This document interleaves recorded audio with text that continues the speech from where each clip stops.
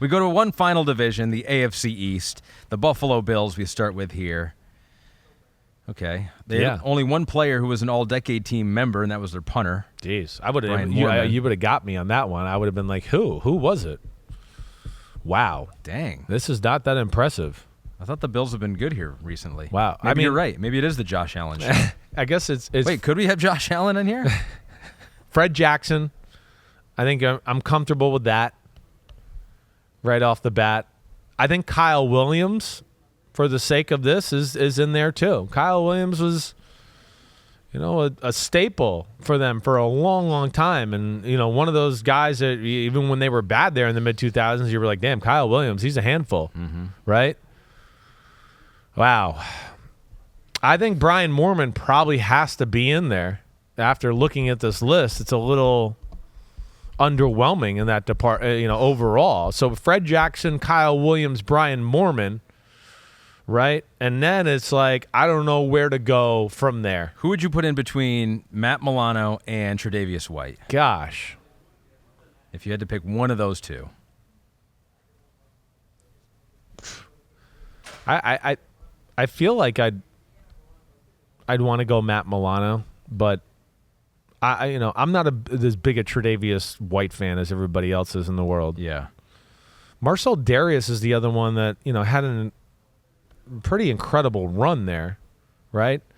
I mean, that was 6 years. It was really good, and that's why he got paid a crap load of money to go play for the Jacksonville Jaguars, right, and leave there. But then he didn't. And then he didn't do anything. He was really hurt at the end of his career. Yeah.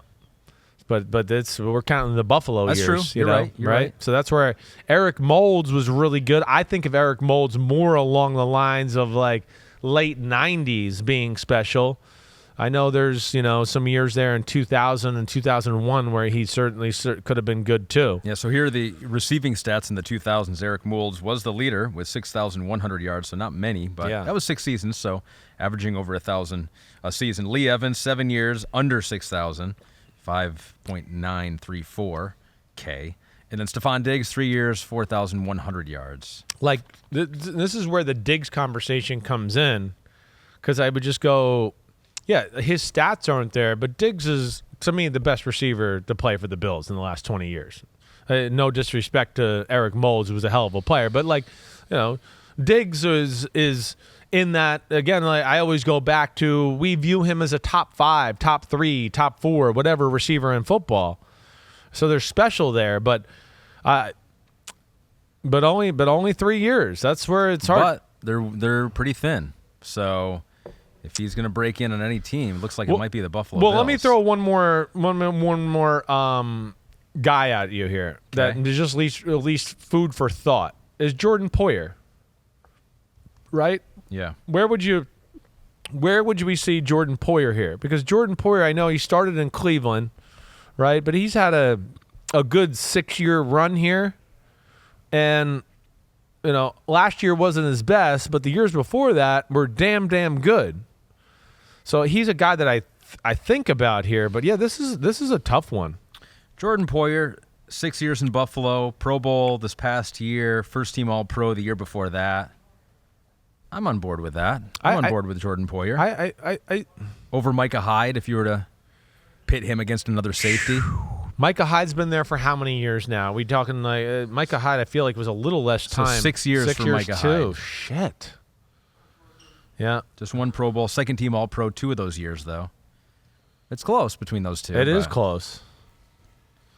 Poyer probably been a little bit better. This is I think the hardest one we've had of the day. Well, there aren't a whole lot of great options. So you like both those guys over Tre'Davious White? I like Jordan Poyer over him for sure. I feel like I do like Micah Hyde over him as well. So Fred Jackson, Kyle Williams, Jordan Poyer, Matt Milano. Yeah, the other one I gotta like. Is just one more. I'm sorry to be that guy. Is Aaron Schobel. I know he was a staple of what they did there for a while, and he was really damn good and kind of like the marquee guy on their team, right? I know when I started my career, and we played him, I think, in 2005, early on in the season. I mean, he was a player, right? 78 sacks for his career in Buffalo. in an 8-year career.